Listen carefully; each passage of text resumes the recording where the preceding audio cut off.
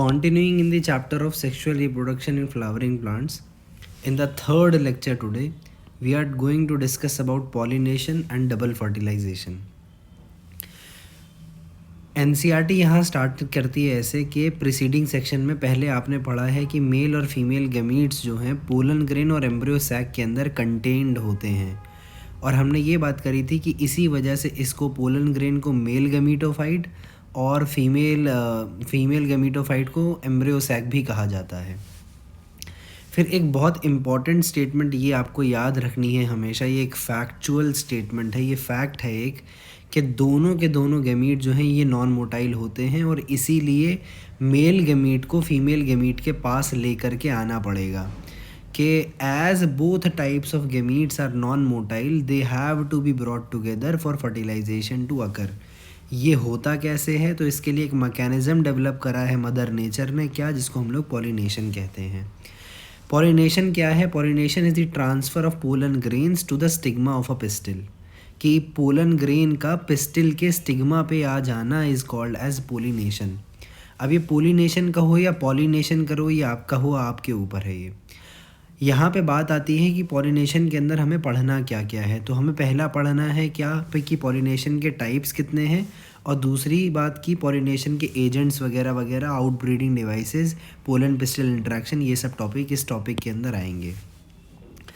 फिर बात कर रहे हैं क्या कि फ्लावरिंग प्लांट्स ने एक इवॉल्व कर लिया है बहुत अमेजिंग पैटर्न जो पॉलिनेशन करवाएगा, और ये क्या करता है इस पैटर्न के अंदर, जो फ्लावरिंग प्लांट्स हैं हमारे, ये एक्सटर्नल एजेंट्स को यूज़ करते हैं जिससे कि पॉलिनेशन हो पाए। स्टार्ट करते हैं हम लोग टाइप्स ऑफ पॉलिनेशन की बात करना, कि ये किसके बेसिस पे क्लासिफिकेशन करी गई है, कि डिपेंड क्या करता है कि सोर्स क्या है पोलन का, कि पोलन जो है वो आया कहाँ से है। अब इसको 3 हिस्से में बांटा जाता है, यहीं पे हम लोग समझेंगे क्या कि सोर्स ऑफ द पोलन क्या है। सबसे पहली चीज़, इसको 3 हिस्से में हम लोग बाइफरकेट करते हैं। पहली चीज़ सोर्स क्या है कि सेम फ्लावर है, सेम फ्लावर है। दूसरा सोर्स है सेम प्लांट है, और तीसरा सोर्स है कि डिफरेंट प्लांट है। अब इसको आप ऐसे समझ सकते हो कि एक फ्लावर अपने आप ही, मैंने यूज़ किया वर्ड अपने आप ही जो है पॉलिनेशन कर ले रहा है आपस में ही। उसी फ्लावर के अंदर मेल पार्ट है, उसी फ्लावर के अंदर फीमेल पार्ट है, उसने अपने आप ये काम अचीव कर लिया अपने अंदर से ऑटोमेटिकली। फिर सेम प्लांट को ऐसे समझ सकते हो कि अपने ही घर में वो ये काम कर रहा है, अपने ही घर से वो ये काम कर ले रहा है। और डिफरेंट प्लांट का क्या मतलब है कि वो क्रॉस फर्टिलाइजेशन कर रहा है या क्रॉस पॉलिनेशन कर रहा है, ठीक है, क्रॉस पॉलिनेशन हो रही है। इस चीज़ को ऐसे समझ सकते हो। अब यही 3 टर्म्स आते हैं जिसको हम लोग यूज़ करते हैं, ऑटोगैमी, गाइटिनोगैमी या गीटिनोगैमी और जीनोगैमी। इन तीनों से आप ये समझ सकते हो कि ऑटोगैमी के अंदर क्या होगा कि सेम फ्लावर के अंदर ये काम होगा, जी से अपने घर के अंदर करेगा, यानी फ्लावर तो डिफरेंट है लेकिन प्लांट सेम है। और जीनो के गैमी के अंदर क्या है कि डिफरेंट प्लांट हो गया, कि प्लांट ही अलग हो गया है। ये चीज़ समझ लो। अब हम लोग डिस्कस करते हैं कि एनसीईआरटी ने क्या कहा है इसके अंदर। तो बात आती है क्या कि ऑटोगैमी के अंदर पॉलिनेशन अचीव कहाँ होती है, within the same flower, transfer of the pollen grains from the anther to the stigma of the same flower, कि एक ही फ्लावर के एंथर से उसी फ्लावर के स्टिग्मा तक कि हमारे पोलन ग्रेन्स पहुंच जाएं। नॉर्मल फ्लावर जो खुलता है कि ये एक्सपोज करेगा, जैसे ये खुला हुआ है, ओपन होता है और एक्सपोज करता है अपने एंथर और स्टिग्मा को, इसके अंदर कंप्लीट ऑटोगैमी जो होती है वो रेयर होती है। ऑटोगैमी ऐसे फ्लावर्स के अंदर क्या रिक्वायर करती है कि सिंक्रोनाइजेशन हो पोलन के रिलीज़ होने में और स्टिग्मा रिसेप्टिविटी के अंदर। इसका ये मतलब है कि जिस टाइम पे हमारा पोलन ग्रेन रिलीज़ हो उसी टाइम पे हमारा सिग्मा रिसेप्टिव होना चाहिए, तभी इस नॉर्मल फ्लावर के अंदर ऑटोगैमी पॉसिबल हो पाएगी। दूसरी बात ये भी है कि एंथर और स्टिग्मा जो है ऐसे फ्लावर्स के अंदर आसपास होने चाहिए ताकि सेल्फ पॉलिनेशन हो पाए। ऐसे कुछ प्लांट्स हैं जैसे वायोला है, ऑक्सैलिस है और कोमेलिना है। इन तीनों का नाम बहुत इम्पॉर्टेंट है, याद रखना। क्या? वायोला, ऑक्सैलिस और कॉमेलिना। वायोला को हम लोग कॉमन पैंसी भी कहते हैं। ये तीनों प्लांट्स जो हैं हमारे, ये क्या करते हैं, दो तरीके के फ्लावर्स प्रोड्यूस करते हैं। एक का नाम है कैस्मोगेमस फ्लावर्स और दूसरे का नाम है क्लाइस्टोगेमस फ्लावर्स। अगर हम लोग क्लाइस्टो के पहले दो लफ्ज़ों को देखें तो CL है, यहाँ से आप याद रख सकते हो कि ये दोनों क्या हैं, क्लाइस्टोगेमस फ्लावर्स क्या होते हैं, क्लोज्ड फ्लावर्स होते हैं। Cleistogamous flowers are closed flowers. Chasmogamous flowers क्या हैं कि ये एक्सपोज्ड एंथर और स्टिग्मा करते हैं, यानी दीज आर ओपन फ्लावर्स। इसका डायग्राम हम यहाँ देख सकते हैं कि ये क्लाइस्टोगेमस फ्लावर्स हैं जो कि क्लोज्ड हैं और ये कैस्मोगेमस फ्लावर्स हैं जो कि ओपन हैं। ये चीज़ आई क्या कि ऐसे फ्लावर्स के अंदर एंथर और स्टिग्मा क्लोजली लाई करेगा, और जब एंथर की डिहाइसेंस होगी फ्लोरल बड्स के अंदर तो पोलन ग्रेन्स क्या होंगे, स्टिग्मा के साथ कांटेक्ट में आ जाएंगे और पॉलिनेशन हमारी हो जाएगी। इसीलिए क्लाइस्टोगेमस फ्लावर्स जो होते हैं इनवेरिएबली ऑटोगेमस होते हैं, क्योंकि कोई चांस ही नहीं होता यहाँ पे क्रॉस पॉलिनेशन का। क्लाइस्टोगेमस फ्लावर्स क्या करता है कि अश्योर करता है कि सीड सेट हो जाए, हालांकि इसके अंदर कोई पॉलिनेटर की प्रेजेंस ही नहीं होती। ये लाइंस जो है ना, ये सारी की सारी लाइंस बहुत इंपॉर्टेंट है, आपको याद रखना क्या कि फ्लावर जो है क्लिस्टोगेमस वो इनवेरिएबली ऑटोगेमस होते हैं और इसके अंदर कोई चांस नहीं होता क्रॉस पॉलिनेशन का। और cleistogamous flowers assure seed set even in the absence of the pollinators. फिर एक बात यहाँ भी आती है कि ये तीनों तो नाम बहुत इंपॉर्टेंट है, आपको याद रखना। फिर यहाँ पे भी जो स्टेटमेंट्स दे रखी हैं ये याद रखना बहुत इंपॉर्टेंट है। क्या, in a normal flower which opens and exposes the anthers and the stigma, complete autogamy is rather rare. Autogamy in such flowers require synchrony in pollen release and stigma receptivity. Also, the anthers and the stigma should lie close to each other so that self pollination can occur. यहाँ पे दो conditions दी हुई हैं हमें, पहली तो ये वाली सिंक्रोनी वाली और दूसरी वाली क्या कि स्टिग्मा और स्टाइल को एक दूसरे के पास होना चाहिए। ये बहुत इंपॉर्टेंट बातें हैं, ये याद रखनी है in terms of statement based questions. फिर हम लोग प्रोसीड कर रहे हैं गीटेनोगेमी या गाइटेनोगेमी की तरफ। अब ये गाइटेनोगेमी क्या है कि ट्रांसफ़र होगा पोलन का, पोलन ग्रेन का ट्रांसफ़र एंथर से स्टिग्मा पे ऑफ अनदर फ्लावर। फ्लावर तो दूसरा है लेकिन प्लांट सेम है। Although geitonogamy is functionally cross pollination, हुआ तो क्रॉस पॉलिनेशन है लेकिन क्योंकि सेम प्लांट की बात हो रही है तो क्या है कि जेनेटिकली सिमिलर होगा, तो genetically it is similar to autogamy और functionally geitonogamy is similar to cross pollination. तो ये भी इंपॉर्टेंट बात आ गई क्या कि फंक्शनली ये क्रॉस पॉलिनेशन है लेकिन जेनेटिकली ये ऑटोगेमी है। फिर बात आई हमारी जीनोगेमी की। जीनोगेमी क्या होता है कि पोलन ग्रेन्स का ट्रांसफ़र हो जाना from anther to the stigma of a different plant. यहाँ पे अब क्या है कि भाई दूसरे प्लांट के पास हमारा पोलन ग्रेन चला गया है। यही वो टाइप ऑफ पोलिनेशन है जो जेनेटिकली डिफरेंट टाइप का पोलन ग्रेन लेकर के आएगा स्टिग्मा के ऊपर।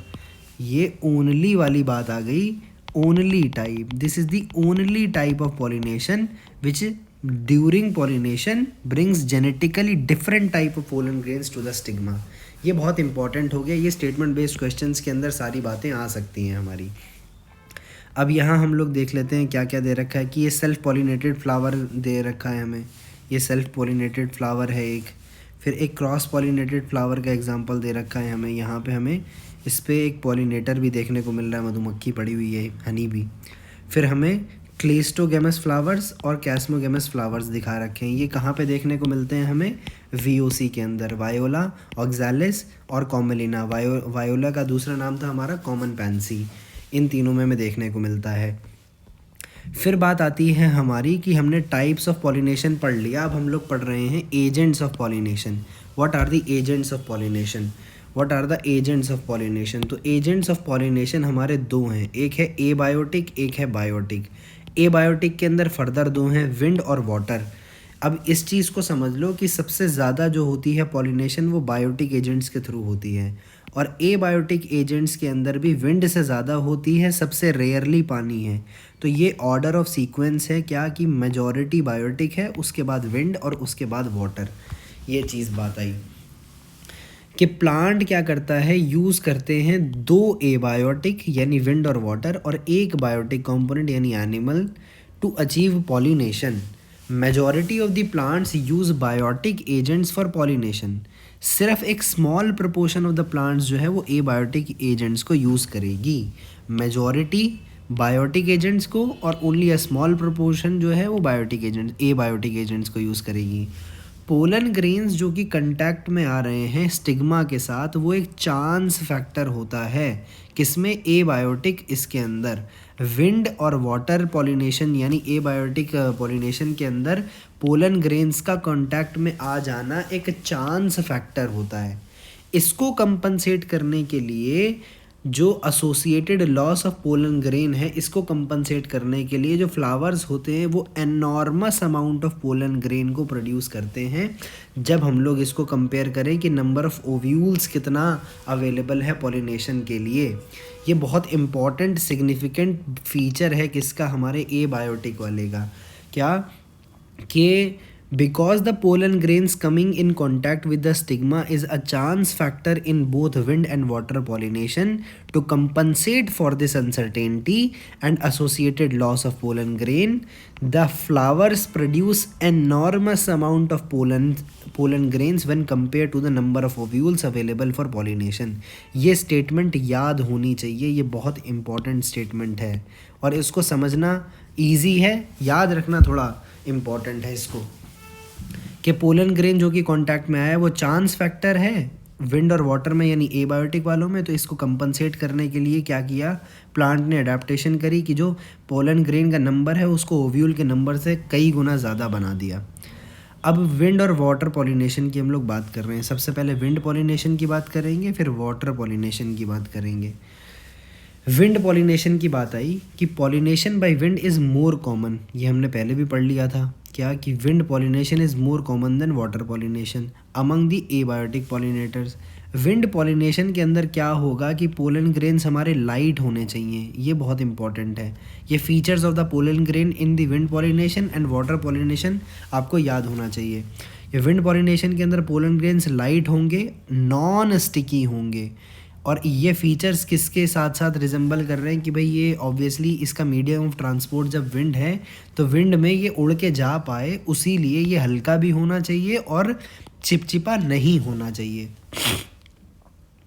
अब जो फ्लावर्स की बात कर रहे हैं कि विंड पॉलिनेटेड फ्लावर्स का वेल एक्सपोज्ड स्टेमन होगा, तो ये एक और फीचर आ गया।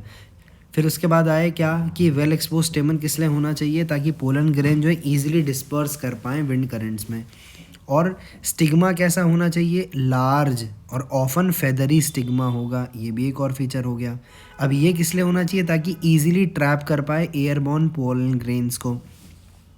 फिर विंड पॉलिनेटेड फ्लावर्स का एक सिंगल ओव्यूल होता है, often have a single ovule, और हर ओवरी के अंदर सिंगल ओव्यूल होगा। न्यूमरस फ्लावर्स जो हैं पैक्ड होंगे, इनफ्लोरेसेंस बनाएंगे, गुच्छा बना होगा पूरा का पूरा, ठीक है। एक फेमिलर एग्जांपल इन्होंने यहाँ हमको दिया किस चीज़ का, कॉर्न कॉब का, कॉर्न कॉब का। अब ये बहुत इंपॉर्टेंट है, इसकी हर एक लाइन याद रखनी है कि जो टैसल्स हमें दिखाई पड़ रहे हैं वो क्या है, स्टिग्मा और स्टाइल ही है, कुछ नहीं है, सिर्फ स्टिग्मा और स्टाइल है वो, जो कि विंड के अंदर वेव करेगा और ट्रैप करेगा पोलन ग्रेन्स को।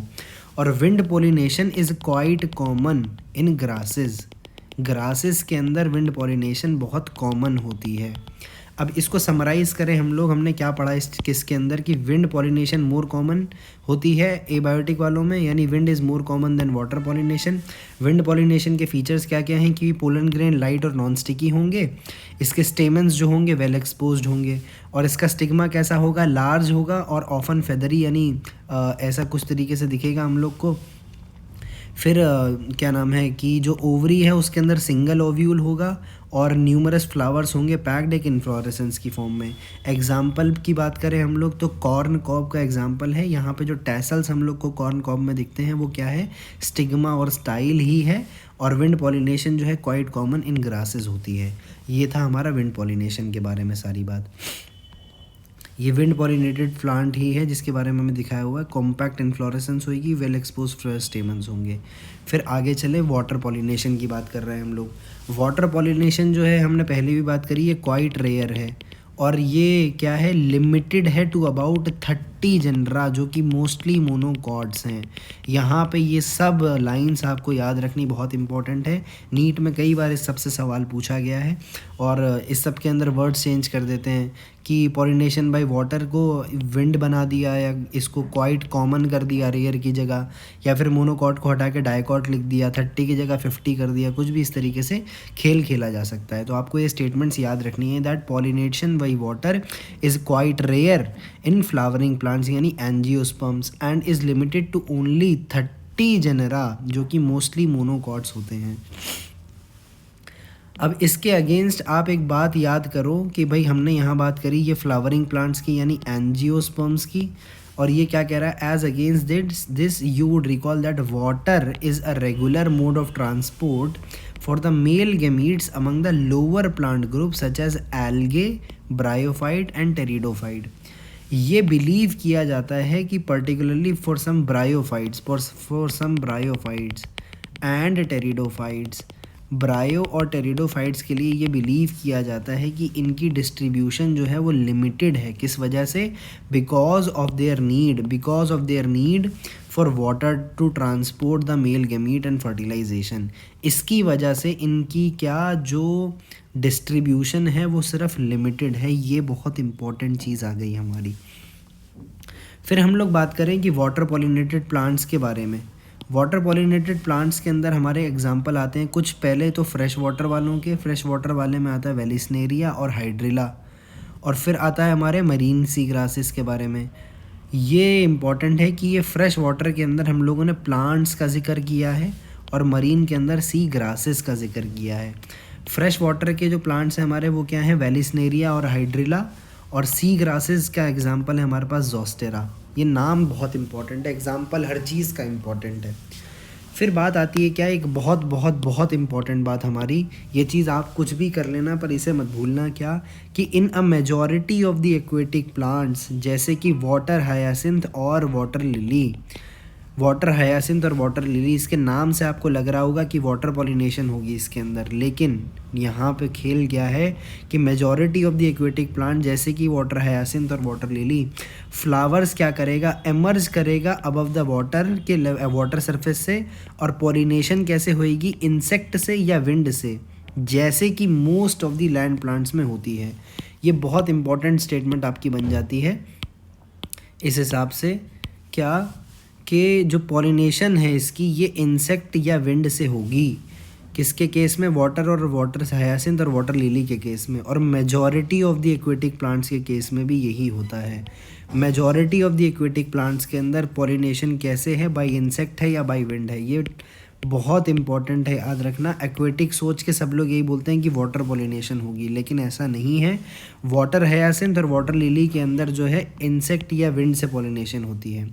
फिर वेलिस्नेरिया की हम लोग बात कर रहे हैं। वेलिस्नेरिया क्या था, हमारा फ्रेश वाटर का प्लांट था वेलिस्नेरिया। इसके अंदर क्या होता है कि फीमेल फ्लावर जो है वो रीच करता है सरफेस को। अब यहाँ पे हमने दो तरीके की बात करनी है, इसलिए हम लोगों ने वेलिस्नेरिया का एग्जांपल लिया है। क्या उन प्लांट्स के बारे में बात करनी है हमने जिनके जो फ्लावर्स होते हैं वो सरफेस पे आ जाते हैं पानी के, और उन प्लांट्स के अंदर जिनके जो फ्लावर्स होते हैं वो सबमर्ज्ड रहते हैं यानी डूबे डूबे रहते हैं। ये हमारा जो डायग्राम दे रखा है ये हमारा वेलिस्नेरिया का डायग्राम है, जिसके अंदर हमें देखने को मिल रहा है कि ये जो है हमारा फीमेल फ्लावर देखें हम लोग तो बिल्कुल ऐसे रिबन लाइक इससे सरफेस पे आ गया है ये, और इस तरीके से ये जो मेल फ्लावर्स हैं हमारे ये वेलिस्नेरिया के फीमेल फ्लावर के पास आ गए हैं। ये चीज़ हमें समझनी है कि अब दो तरीके के फ्लावर्स होते हैं, जहाँ पे जो फ्लावर होगा वो रीच कर जाएगा सरफेस ऑफ द वाटर, जैसे वेलिस्नेरिया के एग्जांपल में, और कुछ दूसरा ग्रुप है जिसके अंदर जो है फ्लावर्स जो है डूबे हुए रहते हैं। वेलिस्नेरिया की बात करें तो वेलिस्नेरिया के अंदर क्या है कि फीमेल फ्लावर जो है वाटर सरफेस पे आ जाएगा by the long stalk, and the male flowers और pollen grains are released on to the surface of the water. यहाँ पे इंपॉर्टेंट बात अब समझने की वही वाली बात आ गई कि वेलिस्नेरिया के अंदर फीमेल फ्लावर बनता तो नीचे है, लेकिन ये स्टॉक की वजह से, स्टॉक की मदद से ऊपर आ जाएगा।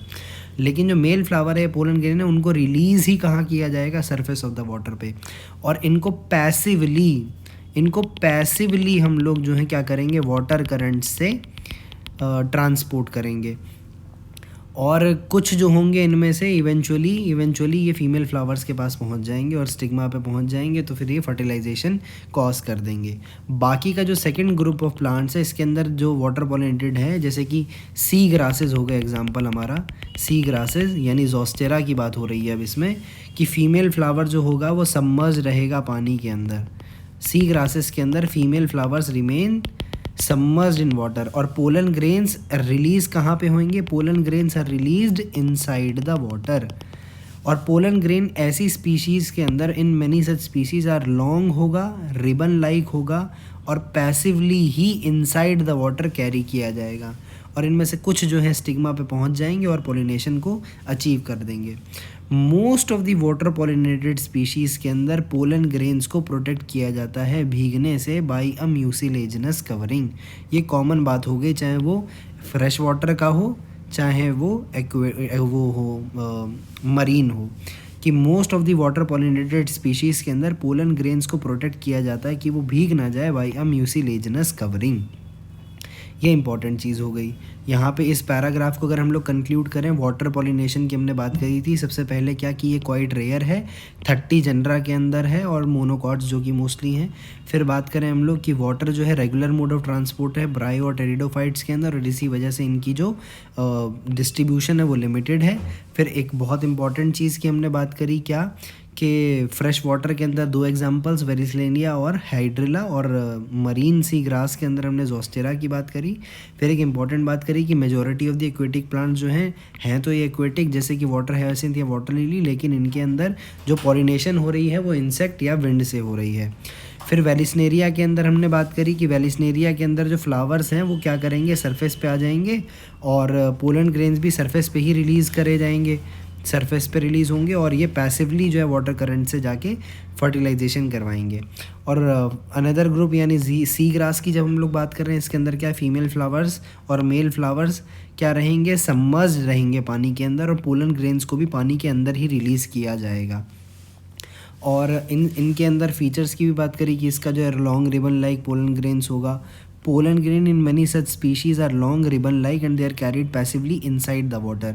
तो रिबन लाइक किसके अंदर हुआ, हमारा सी ग्रास के अंदर, जोस्टेरा के अंदर, जिसके अंदर जो फ्लावर्स हैं हमारे सबमर्ज्ड रहते हैं। फिर एक यूनिवर्सल स्टेटमेंट ली इन्होंने क्या, कि most of the water pollinated species के अंदर पोलन ग्रेन्स को भीगने से म्यूसिलेज की कवरिंग प्रोटेक्ट करेगी। फिर बात आई क्या, both wind and water pollinated flowers are not very colourful and do not produce any nectar. ये भी एक बहुत इंपॉर्टेंट सिग्निफिकेंट डिस्टिंग्विशिंग फीचर है फ्लावर को देख के, जिससे हम लोग थोड़ी बहुत आइडिया ले सकते हैं कि ये विंड पॉलिनेटेड है, वाटर पॉलिनेटेड है या इंसेक्ट पॉलिनेटेड है। कि जब विंड और वाटर पॉलिनेटेड है तो इसको कलर प्रोड्यूस करने की ज़रूरत ही नहीं है और नेक्टर भी प्रोड्यूस करने की ज़रूरत नहीं है, क्योंकि कलर अट्रैक्ट करने के लिए है इंसेक्ट को और नेक्टर एक तरीके से उसका फ्लोरल रिवॉर्ड होता है। फिर बात कर रहे हैं हम लोग किसकी, बायोटिक एजेंट्स की। अब तक हम लोगों ने ऊपर बात करी थी ए बायोटिक एजेंट्स, विंड और वाटर की। बायोटिक एजेंट्स के अंदर क्या है कि majority of the flowering plants जो है वो रेंज ऑफ एनिमल्स को यूज़ करते हैं पोलिनेटिंग एजेंट्स के तौर पे, जैसे हमारी बीज, बटरफ्लाइज, फ्लाइज यानी मक्खी, beetle, wasp, ants, moth, birds. Birds के अंदर नाम बहुत इंपॉर्टेंट है ये 2, सन बर्ड और हमिंग बर्ड, इनको भी यूज़ किया जाता है। बैट्स भी कॉमन होते हैं, बैट्स हो गए। फिर एनिमल्स के अंदर इंसेक्ट्स, जो कि पर्टिकुलरली बीज की बात करें हम लोग, ये डोमिनेंट बायोटिक पॉलिनेटिक एजेंट है हमारा बीज। फिर लार्जर एनिमल जैसे कि प्राइमेट्स के अंदर लेमूर्स हो गए, अर्बोरियल ट्री ड्वेलिंग रोडेंट्स वगैरह, और कुछ कुछ रेप्टाइल्स, यहाँ तक कि गेको लिजर्ड और गार्डन लिजर्ड वगैरह भी पोलिनेटर्स की तरह कुछ स्पीशीज़ के अंदर एक्ट करते हैं। इन सब के नाम आप एक बार गौर कर लो, ताकि जो है इसमें ऑड वन आउट निकालना बहुत इंपॉर्टेंट हो जाता है कि सन बर्ड है, हमिंग बर्ड भी है, बैट्स हैं और बीज हैं हमारी, फिर लेमूर्स हैं, ट्री ड्वेलिंग रोडेंट्स हो गए, और gecko lizard, garden lizard, reptiles हैं, ये सब लोग, ये सब भी पोलिनेटर्स की तरह एक्ट कर सकते हैं। फिर बात आती है क्या, कि कुछ flowers, often flowers of animal pollinated plants are specifically adapted for a particular species of animal. कि जो फ्लावर हमारा किसी एनिमल से पॉलिनेट हो रहा है वो क्या करता है, ये कोशिश करता है कि ये डेवलप कर पाए, अडेप्ट कर पाए वो फीचर्स, ताकि इसकी स्पीशीज़ जो है स्पेसिफिक हो जाएं, कि को एग्जिस्ट कर पाए ये उस स्पीशीज़ के साथ साथ। अब इसके अंदर हम लोगों ने फिर अब बायोटिक के अंदर बात करनी है कि इंसेक्ट पॉलिनेटेड फ्लावर्स जो होते हैं वो कैसे रहेंगे। इनके फीचर्स की बात आ रही है कि ये लार्ज होंगे, कलरफुल होंगे, फ्रेगनेंट होंगे और रिच होंगे नेक्टर के अंदर। और दूसरी बात, जब जो फ्लावर होगा हमारा, when the flowers are small, तो बहुत सारे मिल के क्लस्टर हो जाएंगे, इन्फ्लोरेसेंस फॉर्म कर लेंगे ताकि ये कॉन्स्पिकुअस हो जाएं, ईजिली दिख पाएँ। एनिमल जो होंगे भाई, एनिमल से पॉलिनेशन करवानी है अगर आपको, तो एनिमल को अट्रैक्ट करना पड़ेगा। Animals are attracted to flowers by colour, या तो कलर से अट्रैक्ट होगा या फ्रेगनेंस से अट्रैक्ट होगा या दोनों से अट्रैक्ट होगा। तो इसीलिए हम लोगों ने देखा था यहाँ पे कि विंड और वाटर पॉलिनेटेड फ्लावर्स ना तो बहुत ज़्यादा कलरफुल होते हैं और ना ज़्यादा नेक्टर वगैरह कुछ प्रोड्यूस करते हैं। लेकिन अगर एनिमल से आपको ये काम करवाना है तो एनिमल आपका अट्रैक्ट ही तब होगा जब आपका फ्लावर जो होगा कलरफुल हो और फ्रेगनेंट हो। फिर बात आती है क्या कि स्पीशीज़ की बात, स्पीशीज़ डिपेंडेंट कुछ एक फैक्ट्स दे रखे हैं हमें, क्या कि अगर फ्लाइज़ यानी मक्खी और बीटल को आपने अट्रैक्ट करना है तो ये फाउल यानी गंदी स्मेल वाले हमारे फ्लावर्स होंगे ये, ताकि फ्लाइज़ और बीटल्स जो हैं इन पे आके अट्रैक्ट हों और पॉलिनेशन करवाएं। एनिमल विजिट्स को सस्टेन करने के लिए कि एनिमल आपके फ्लावर पे आता रहे और आपका काम करता रहे पॉलिनेशन का, फ्लावर को क्या करना पड़ेगा, कुछ उसको प्रोवाइड करना पड़ेगा, रिवॉर्ड, कुछ इनाम उसको देना पड़ेगा ताकि एनिमल बार बार लौट के उस फ्लावर पे आए। नेक्टर की बात करें तो फीमेल फ्लावर से उसको नेक्टर मिलता है और पोलन ग्रेन मिलते हैं कहाँ से, मेल फ्लावर से, कि nectar and pollen grains are the usual floral rewards. भाई जब दोनों चाहे मेल हो चाहे फीमेल हो चाहे मेल हो, उन दोनों को इसको फ्लोरल रिवॉर्ड देना पड़ेगा, तभी दोनों फ्लावर के पास जाएगा। अगर फीमेल के पास जाएगा वहाँ से नेक्टर मिल जाएगा, पोलन मिल जाएगा कहाँ से, अगर वो मेल के पास जाएगा। हार्वेस्ट करना है अगर रिवॉर्ड्स का फ्लावर से, तो एनिमल विजिटर को एंथर के कांटेक्ट में आना पड़ेगा और स्टिग्मा के भी कांटेक्ट में आना पड़ेगा। अगर नेक्टर चाहिए तो स्टिग्मा के कांटेक्ट में आएगा, पोलन चाहिए तो एंथर के कांटेक्ट में आएगा। और जब ये कांटेक्ट में आएगा तो body of the animal gets a coating of the pollen grain, body पे कोटिंग हो जाएगी पोलन ग्रेन्स की, जो कि जनरली स्टिकी होते हैं इन एनिमल पॉलिनेटेड फ्लावर्स। ये भी इम्पॉर्टेंट है फीचर, क्या कि स्टिकी होने चाहिए, वरना इसका ट्रांसफ़र ही नहीं हो पाएगा अगर ये स्टिकी ना हो। जब एनिमल जो होगा कैरी करेगा पोलन ग्रेन को अपनी बॉडी पे और ये कैरी करते हुए किसी स्टिग्मा के कांटेक्ट में जाएगा, तब हमारी पॉलिनेशन हो जाएगी। कुछ स्पीशीज़ के अंदर नेक्टर और पोलन ग्रेन्स के अलावा भी प्रोवाइड किया जाता है फ्लोरल रिवॉर्ड, एक तरीके से किस फॉर्म में, safe place to lay eggs की फॉर्म में। ये बहुत इम्पॉर्टेंट कोएग्जिस्टेंस वाली बात है कि ये हमने यहाँ जो पढ़ा था कि often flowers of animal pollinated plants are specifically adapted for a particular species. उसका एक तरीके से हम लोग यहाँ पे ये समझ सकते हैं क्या कि कुछ स्पीशीज़ के अंदर फ्लोरल रिवॉर्ड्स कैसे है कि सेफ़ प्लेसेस उसको प्रोवाइड कर दो कि जहाँ पे वो अपना इंसेक्ट वो अपने अंडे दे पाए।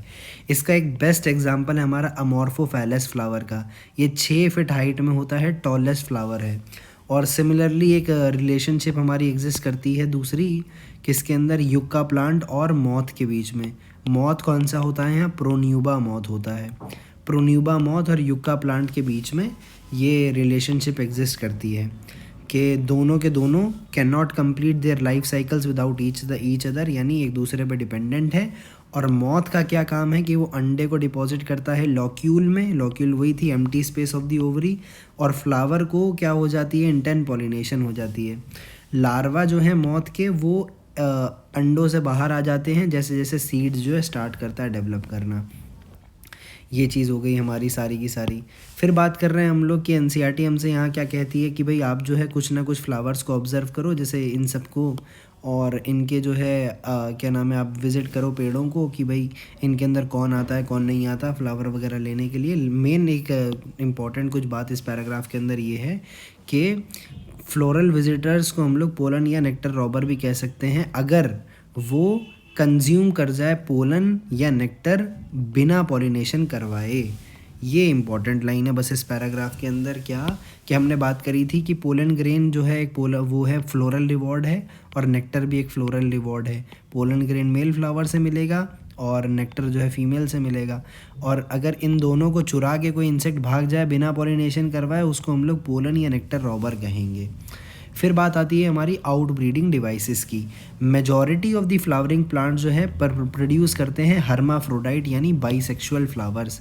हर्माफ्रोडाइट का ये मतलब होता है कि ये जो है एंटिटी बाइसेक्सुअल है, इसके अंदर मेल और फीमेल दोनों कंपोनेंट्स होंगे।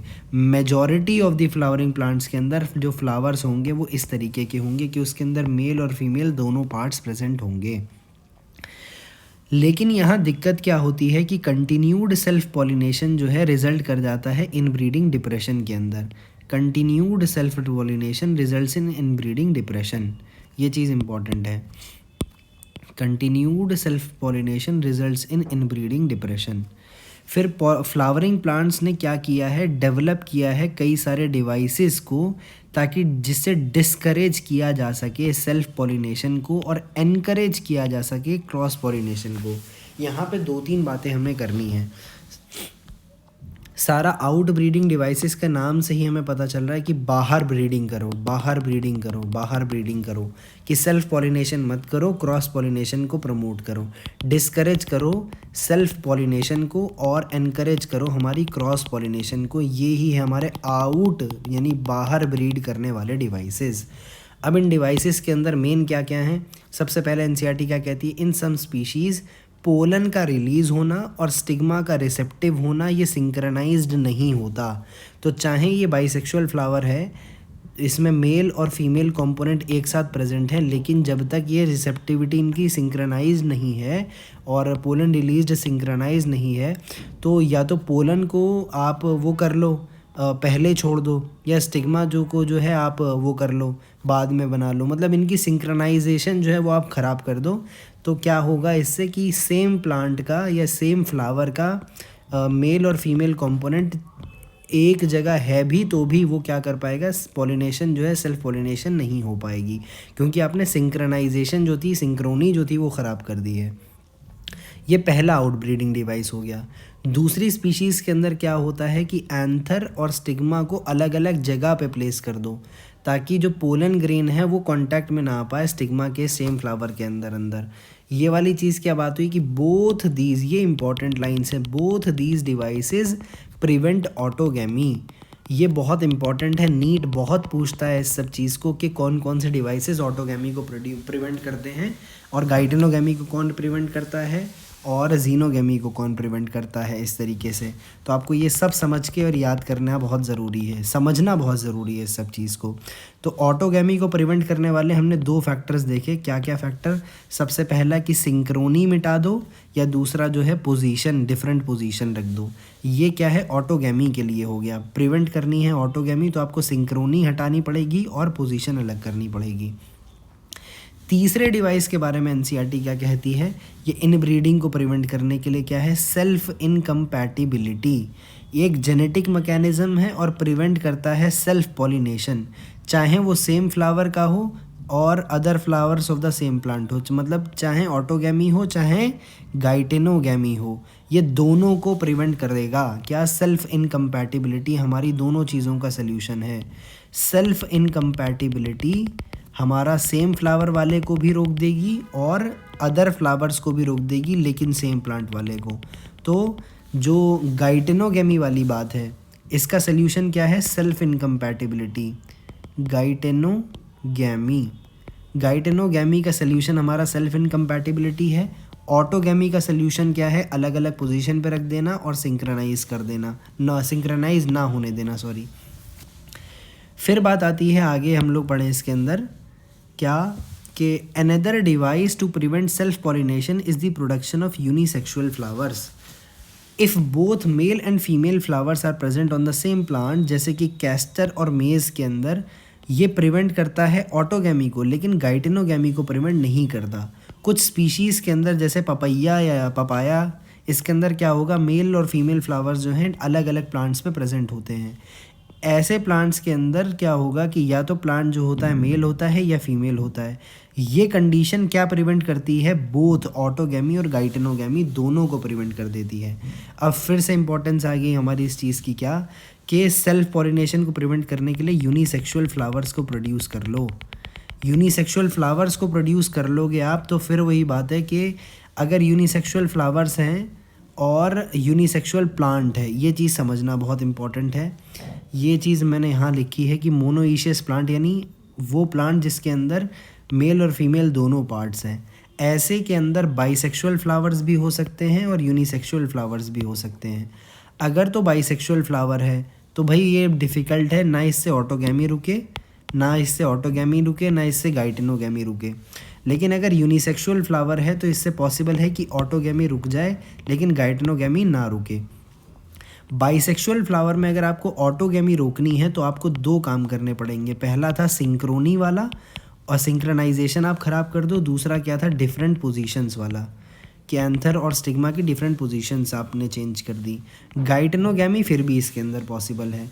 यूनिसेक्सुअल फ्लावर की बात कर रहे हैं हम लोग, तो यूनिसेक्सुअल फ्लावर के अंदर ऑटोगैमी तो नहीं हो सकती लेकिन गाइटेनोगैमी पॉसिबल है। कि गाइटेनोगैमी पॉसिबल है क्या कि भाई सेम प्लांट है, सेम प्लांट के अंदर यहाँ मेल फ्लावर है, यहाँ फीमेल फ्लावर है, यहाँ से उड़ के पोलन ग्रेन इधर आ गया, ट्रांसफ़र हो गया किसी एजेंट के थ्रू।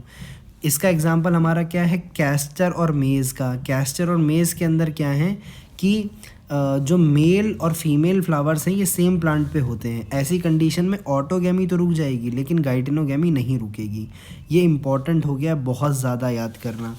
लेकिन पपाया या पपैया के केस में क्या हो रहा है हमारा कि मेल और फीमेल फ्लावर्स जो हैं ये अलग अलग प्लांट्स पे मौजूद हैं। इसके अंदर क्या होगा कि हमारी कंडीशन जो है ये प्रिवेंट कर देगी दोनों को, गाइटेनोगैमी को और ऑटोगैमी को भी। तो एक ही प्लांट पे यूनिसेक्सुअल फ्लावर्स का होना कि भाई फीमेल भी उसी पे है मेल भी उस पे है, उससे ऑटोगैमी तो रुक जाएगी लेकिन गाइटेनोगैमी नहीं रुकेगी। लेकिन अगर आपने क्या किया है, मेल और फीमेल प्लांट ही अलग कर दिया कि एक प्लांट जो है सिर्फ मेल है और एक प्लांट सिर्फ फीमेल है, इससे ऑटोगैमी भी रुक गई और गाइटेनोगैमी भी रुक गई। ये चीज़ हुई हमारी। फिर इसके अंदर हम लोग बात करते हैं पोलन पिस्टिल इंटरेक्शन की तरफ। पोलन पिस्टिल इंटरेक्शन के नाम से पता चल रहा है क्या कि पोलन ग्रेन और पिस्टिल जो है हमारी फीमेल वाला पार्ट है, इसके बीच में एक इंटरेक्शन हो रहा है। ये क्यों ज़रूरी है, क्योंकि जो पोलिनेशन है that does not guarantee the transfer of the right type of the pollen. Compatible pollen है कि नहीं है ये हमें पता करना है। हमने यहाँ एक बात करी थी सेल्फ इनकम्पैटिबिलिटी की, तो कंपैटिबल है कि नहीं है ये कैसे पता चलेगा कि सबसे पहली बात कि अगर तो पेड़ ने ये मोड इख्तियार कर रखा है कि उसको सेल्फ इनकम्पैटिबल बना रखा है, तो वो ये चेक करेगा कि ये पोलन ग्रेन सेल्फ इनकम्पैटिबल वाला तो नहीं है या फिर किसी दूसरी स्पीसीज़ का तो नहीं है। ये दोनों चीज़ों को चेक कर लेना और पोलन ट्यूब की ग्रोथ वगैरह करवा के फर्टिलाइजेशन करवा लेना, ये पूरा सीक्वेंस ऑफ इवेंट्स क्या कहलाता है, पोलन पिस्टिल इंटरेक्शन कहलाता है। कि pollination does not guarantee the transfer of the right type of the pollen. Often pollen of the wrong type either from other species or from the same plant, अगर वो self incompatible है, also land on the stigma. Pistil के पास ability है ये recognise कर लेने की कि जो पोलन है क्या वो राइट टाइप का है यानी कंपैटिबल है या रॉन्ग टाइप का है यानी इनकम्पैटिबल है। ये एबिलिटी है हमारे पिस्टल के पास, और अगर वो राइट टाइप का है तो पिस्टल इसको एक्सेप्ट कर लेगी और पोलन को प्रमोट करेगी कि पोस्ट पोलिनेशन इवेंट्स करवा पाए। और पोस्ट पोलिनेशन इवेंट्स का क्या है कि वो लीड करते हैं फर्टिलाइजेशन को। अगर पोलन जो है रॉन्ग टाइप का होगा, पिस्टल रिजेक्ट कर देगी इस पोलन को और प्रिवेंट कर देगी पोलन के जर्मिनेट होने को, कि पोलन हमारा जर्मिनेट ना कर पाए स्टिग्मा के ऊपर और पोलन ट्यूब की फॉर्मेशन ना हो पाए। लेकिन अगर हमारा जो पोलन है वो राइट टाइप का होगा तो पोलन जर्मिनेशन को ये अलाउ हो जाएगा और पोलन जो है स्टिग्मा के ऊपर हमारी पोलन ट्यूब को जर्मिनेट करेगा, जो स्टाइल के अंदर से होती हुई हमारे इस तरीके से कि ये पोलन ग्रेन था, ये स्टिग्मा के ऊपर लैंड किया, इसने क्या है पोलन ट्यूब अपनी बनाई, ये पूरा स्टाइल के अंदर से ट्रैवल करती हुई हमारे ओवरी में आई और आके इसने इधर, ये फीमेल गेमेटोफाइट है, ये हमें 3 एंटीपोडल सेल्स देखने को मिल रहे हैं, ये हमारे सिनर्जिड्स हैं और सिनर्जिड्स के अंदर से यहाँ फिलीफॉर्म एपरेटस होगा जो हमारी पोलन ट्यूब की एंट्री को गाइड करेगा और एग सेल पे जाके हमारा ये फ्यूजन हो जाएगा। अब इसके अंदर से अब एनसीईआरटी ने और दो अच्छे से दिखाया हुआ है इसको कि हमारी ये पोलन ट्यूब आई, ये सिनर्जिड्स हैं।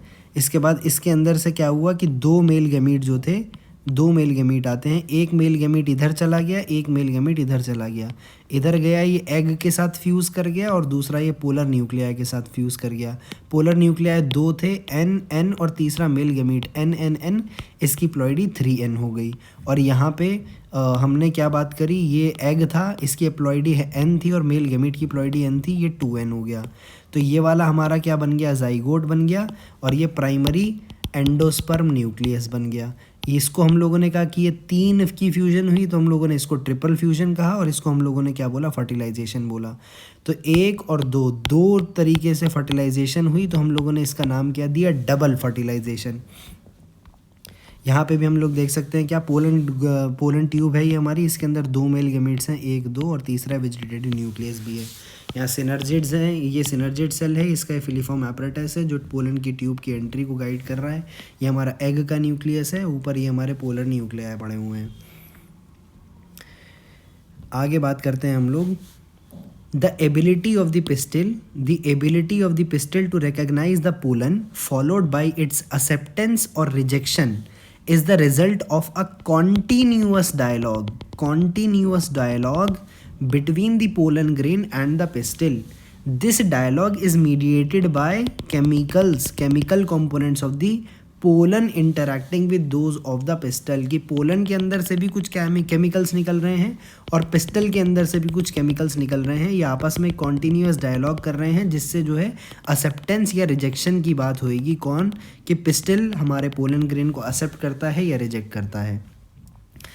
It is only in recent years that botanists have been able to identify some of the pollen and pistil components and the interaction leading to the recognition followed by acceptance or recognition या acceptance और rejection। पहले जैसे हमने mention किया कि जो compatible pollination अगर हुई है तो इसके बाद पोलन ग्रेन क्या करेगा, जर्मिनेट करेगा और पोलन ट्यूब की ग्रोथ करवाएगा through one of the germ pores. Germ pores को अगर आप रिकॉल करो तो जर्म पोर्स वो जगह थी जहाँ पे एक्साइन के ऊपर स्पोरोपोलिनिन एब्सेंट होता है। स्पोरोपोलिनिन एब्सेंट जहाँ होता है उसी जगह को हम लोग जर्म पोर कहते हैं। तो पोलन ग्रेन के अंदर से पोलन ट्यूब आती है जर्म पोर्स के थ्रू बाहर, और कंटेंट्स जो हैं पोलन ग्रेन के वो मूव करते हैं पोलन ट्यूब में, और पोलन ट्यूब जो है हमारी वो टिश्यूज़ ऑफ द स्टिग्मा और स्टाइल को चीरते हुए उसके थ्रू ग्रो करते हुए ओवरी तक पहुंचेगी, और वहाँ पे क्या होगा कि ये डबल फर्टिलाइजेशन करवाएगी। अब आप रिकॉल करो कि कुछ प्लांट्स के अंदर पोलन ग्रेन जो है 2 सेल्ड स्टेज पे हमारे शेड होते थे, यानी ये 60% एंजियोस्पर्म्स के अंदर होता था अगर आपको याद हो। और इसके अंदर क्या क्या देखने को मिलता है, वेजिटेटिव सेल और जनरेटिव सेल। इन प्लांट्स के अंदर क्या होगा कि जनरेटिव सेल जो है अब डिवाइड करके 2 मेल गैमीट्स बनाएगा, N और N। लेकिन बाकी के प्लांट्स के अंदर क्या होगा कि जो 3 सेल्स कंडीशन के अंदर है उसके अंदर पहले से 2 मेल गैमीट्स बने हुए हैं, शुरू से ही बने हुए हैं। पोलन ट्यूब का क्या काम है कि पोलन ट्यूब आफ्टर रीचिंग दी ओवरी, जब पोलन ट्यूब हमारे ओवरी पे पहुंच जाएगी तब एंटर करेगी ओव्यूल के अंदर थ्रू द माइक्रोपाइल एंड से ये एंटर करेगी, और एंटर कर जाएगी सिनर्जिड्स के अंदर through the filiform apparatus. Filiform apparatus का काम ही अगर आपको याद हो क्या था, to guide the entry of the pollen tube into the synergids. फिर many recent studies have shown that filiform apparatus जो है माइक्रोपाइलर पार्ट पे सिनर्जिड्स के ये गाइड करता है entry of the pollen tube. फिर बात करें आगे कि all these events from pollen deposition on the stigma until the pollen tubes enter the ovule are together referred to as the pollen pistil interaction। ये important definition है कि कहाँ से कहाँ तक की, जब तक से पोलन ग्रेन आके डिपॉजिट हुआ है स्टिग्मा के ऊपर, तब से लेके पोलन ट्यूब जब हमारी ओव्यूल के अंदर एंटर कर गई है, इन सारे के सारे इवेंट्स को हम लोग क्या बोलते हैं कि ये क्या, together termed as pollen pistil interaction. जैसे कि हमने पहले भी पॉइंट आउट किया कि पोलन पिस्टिल इंटरैक्शन एक डायनामिक प्रोसेस है जिसके अंदर पोलन की रिकग्निशन इन्वॉल्व हो रही है, और फॉलोड बाय क्या होता है कि इसको प्रमोट करना है या इनहिबिट करना है। प्रमोट होएगा जब ये कंपैटिबल होगा, इनहिबिट होगा जब ये नॉन कंपैटिबल होगा। नॉलेज गेन जो हमने इस एरिया में करी है ये प्लांट ब्रीडर के लिए हेल्पफुल होगी कि वो मैनिपुलेट कर पाएगा पोलन पिस्टिल इंटरेक्शन को इवन इन इनकम्पैटिबल पॉलिनेशन के उसमें, ताकि उसको डिज़ायर्ड हाइब्रिड्स मिल पाएँ। अब यहाँ पे जो है about 10% of the sugar solution अगर हम लोग जो है ग्लास स्लाइड पे रख के हम लोग पोलन ग्रेन के ऊपर डाल देते हैं तो पोलन ट्यूब की जर्मिनेशन स्टार्ट हो जाती है। ये इंपॉर्टेंट चीज़ है, आपको याद रखना है। शुगर सोल्यूशन आपने डाला है अबाउट 10%, तो क्या होगा कि पोलन ग्रेन से पोलन ट्यूब की जर्मिनेशन जो है स्टार्ट हो जाएगी। यही एनसीईआरटी ने हमें यहाँ करने के लिए बोला है। You are likely to see pollen tubes coming out of the pollen grains. फिर एक इम्पॉर्टेंट एरिया है आर्टिफिशियल हाइब्रिडाइजेशन वाला, कि as you shall learn in the chapter of plant breeding, a breeder is interested in crossing different species and offer different genera to combine the desirable characters to produce commercially superior varieties। कि एक plant breeder का क्या उद्देश्य रहता है कि भाई दो अलग अलग तरीके के प्लांट्स या दो अलग अलग तरीके की जेनेरा को आप क्रॉस करके एक ऐसा प्लांट बना लो कि इन दोनों की जो सुपीरियर वैरायटी या सुपीरियर फीचर्स हैं वो इस एक के अंदर ही हमारे कंबाइन हो जाएं।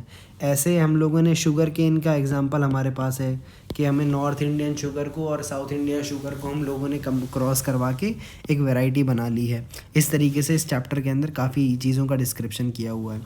अब आर्टिफिशियल हाइब्रिडाइजेशन की बात करें हम लोग, एक one of the major approaches है क्रॉप इम्प्रूवमेंट प्रोग्राम की आर्टिफिशियल हाइब्रिडाइजेशन। इसके अंदर क्या होगा कि इम्पॉर्टेंट ये है कि मेक श्योर करना कि only the desired pollen grain he pollination करवाएं या कर पाएँ, कि सिर्फ़ और सिर्फ जो पॉलन ग्रेन हमें चाहिए सिर्फ वो ही पॉलिनेशन में यूज़ किया जाए और स्टिग्मा को प्रोटेक्ट किया जाए कंटामिनेशन से, कि अनवांटेड पोलन उस पे आके हमारा जर्मिनेट ना कर जाए। अब ये किस तरीके से अचीव होता है, ये ईमैस्कुलेशन और बैगिंग टेक्निक से अचीव होता है। अब हमने यही जानना है कि ईमैस्कुलेशन और बैगिंग टेक्निक क्या होती है। इसके नाम से हमें पता चल रहा है कि ई मतलब हटा देना और मैस्कुलेशन मतलब कोई मेल पार्ट हटाया जा रहा है। अगर फीमेल पेरेंट जो है बाइसेक्सुअल फ्लावर्स प्रोड्यूस कर रही है, कौन? Female parent. If the female parent के अंदर बाइसेक्सुअल फ्लावर्स हैं तो एंथर को क्या करा जाएगा, फ्लोरल बड में से बिफोर द एंथर डिहाइसिस, कि ये फ्लोरल बड में से एंथर जब डिहाइसेंस शो करे उससे पहले ही इसको पेयर ऑफ फोर्सेप्स को यूज़ करके इसको रिमूव कर दिया जाएगा। Removal of the anther, removal of the anther हमारा यहाँ हो रहा है, रिमूवल ऑफ द एंथर, और इसी को हम लोग ईमैस्कुलेशन कर रहे हैं। ई मतलब हटा देना, मैस्कुलेशन मतलब कोई मेल पार्ट, यानी रिमूवल ऑफ द एंथर्स हम लोग करवा रहे हैं। फिर बात आई क्या कि ईमैस्कुलेटेड फ्लावर हमने जो बना लिया है इसको आपको कवर करना पड़ेगा एक बैग के साथ। बैग का क्या काम है कि वो सूटेबल साइज़ का होना चाहिए और वो प्रिवेंट करेगा कंटामिनेशन को, स्टिग्मा की कंटामिनेशन को, कि कोई इस पे अनवांटेड पोलन ग्रेन आके ना लग जाए।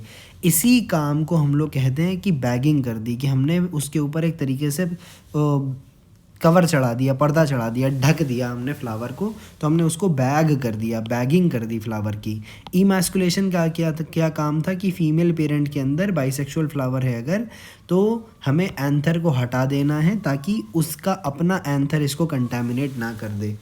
ये चीज़ हुई। When the stigma of bagged flower attain receptivity, जब बैग्ड फ्लावर का स्टिग्मा हमारी रिसेप्टिविटी अटेन कर लेगा तो मैच्योर पोलन ग्रेन जो हमारे को डालने हैं उसको हम लोग क्या करेंगे, कलेक्ट करेंगे एंथर से और डस्ट कर देंगे स्टिग्मा के ऊपर और उसको वापस से रीबैक कर देंगे ताकि किसी से दूसरे से वो कंटामिनेट ना हो पाए और फ्रूट्स को हम लोग डेवलप होने देंगे।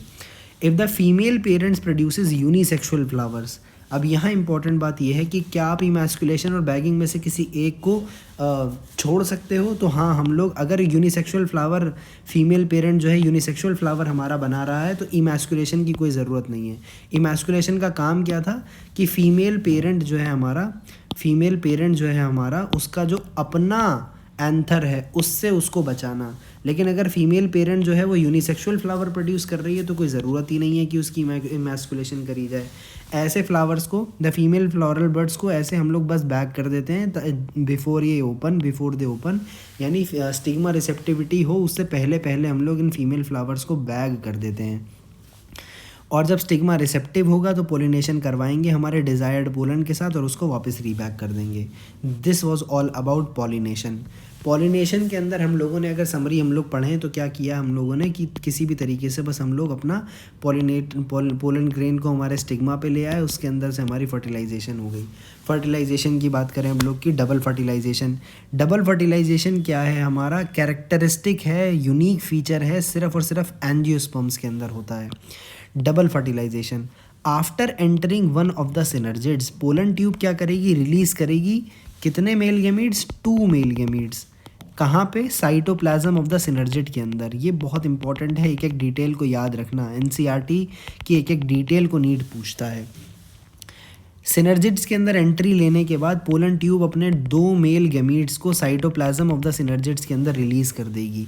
One of the male gamete move करेगा एग सेल की तरफ और उसके साथ फ्यूज कर जाएगा और सिनगैमी को कॉज करेगा, और इससे क्या प्रोड्यूस हो जाएगा, हमारा जाइगोट प्रोड्यूस हो जाएगा।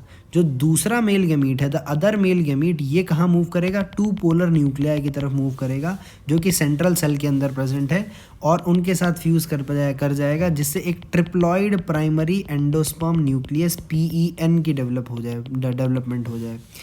और as this fusion involves 3 haploid nuclei, इसको हम लोग ट्रिपल फ्यूजन कहते हैं। तो डबल फर्टिलाइजेशन का क्या मतलब हुआ कि एक सिनगैमी हो रही है, दूसरा ट्रिपल फ्यूजन हो रहा है। सिनगैमी का प्रोडक्ट क्या है, हमारा जाइगोट, और ट्रिपल फ्यूजन का प्रोडक्ट क्या है, हमारा primary endosperm nucleus. Since 2 type of fusions, syngamy and triple fusion take place in an embryo sac, the phenomena is termed double fertilisation, जो कि एक इवेंट है जो कि सिर्फ और सिर्फ एंजियोस्पर्म्स के अंदर होता है, यूनिक है फ्लावरिंग प्लांट्स यानी एंजियोस्पर्म्स में। सेंट्रल सेल जो है ट्रिपल फ्यूजन के बाद प्राइमरी एंडोस्पर्म सेल में बदल जाएगा और डेवलपमेंट करेगा एंडोस्पर्म की, और जाइगोट जो है हमारा एम्ब्रियो बना लेगा। एक इम्पॉर्टेंट बात याद रखने की ये है कि endosperm development precedes embryo development, endosperm development precedes embryo development. इसका रीज़न एनसीईआरटी आपको बाद में देगी, लेकिन मैं भी आपको बता देता हूँ क्या, ताकि एम्ब्रियो के लिए नरिशमेंट टिश्यू पहले से आपके पास प्रेजेंट रहे, ये चीज़ याद रखना। फिर ये लास्टली आज के लेक्चर में हम लोग लास्ट चीज़ की क्या बात कर रहे हैं कि हमारा क्या दिखा रखा है, एम्ब्रियो सैक हमें दिखा रखा है, इसमें फर्टिलाइजेशन हो गई है, तो हमें ये सेंटर में क्या देखने को मिल रहा है, प्राइमरी एंडोस्पर्म न्यूक्लियस देखने को मिल रहा है। सेंट्रल सेल को अब हम लोग प्राइमरी एंडोस्पर्म सेल बोलेंगे, और दोनों के दोनों ये माइक्रोपाइलर एंड है हमारा, माइक्रोपाइलर एंड टॉप पे होता है इसलिए इसको ऊपर रखा गया है। अब यहाँ पे जाइगोट देखने को मिल रहा है और सिनर्जिड्स जो थे वो डीजनरेट कर रहे हैं, और इधर चलाजल पोर के ऊपर एंटीपोडल्स डीजनरेट कर रहे हैं। फिर हमारा जो ये जाइगोट है, जाइगोट ये रहा जाइगोट, फिर हमारी एम्ब्रियो डेवलपमेंट कर रहा है।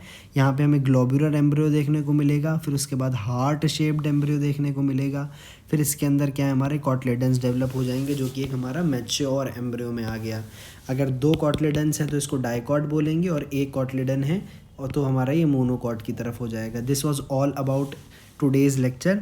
होप कि आपको समझ में आया हो कि ये बहुत इम्पॉर्टेंट टॉपिक है इस चैप्टर का, और इसके अंदर से, इस चैप्टर के अंदर से सेक्सुअल रिप्रोडक्शन फ्लावरिंग प्लांट से एटलीस्ट 4 to 5 क्वेश्चंस हर साल देखने को मिलते हैं नीट के अंदर, और बहुत समझ के पढ़ने वाला चैप्टर है। बायो तो रटी ही जाती है वैसे लोगों को लगता है, लेकिन समझ के रटना ज़्यादा बेटर रहता है, लंबे टाइम तक ये रहती है। तो this was all about today's lecture. Next lecture में हम लोग पोस्ट फर्टिलाइजेशन के इवेंट्स और स्ट्रक्चर को डिस्कस करेंगे और कोशिश करेंगे कि ये चैप्टर कंप्लीट कर लें।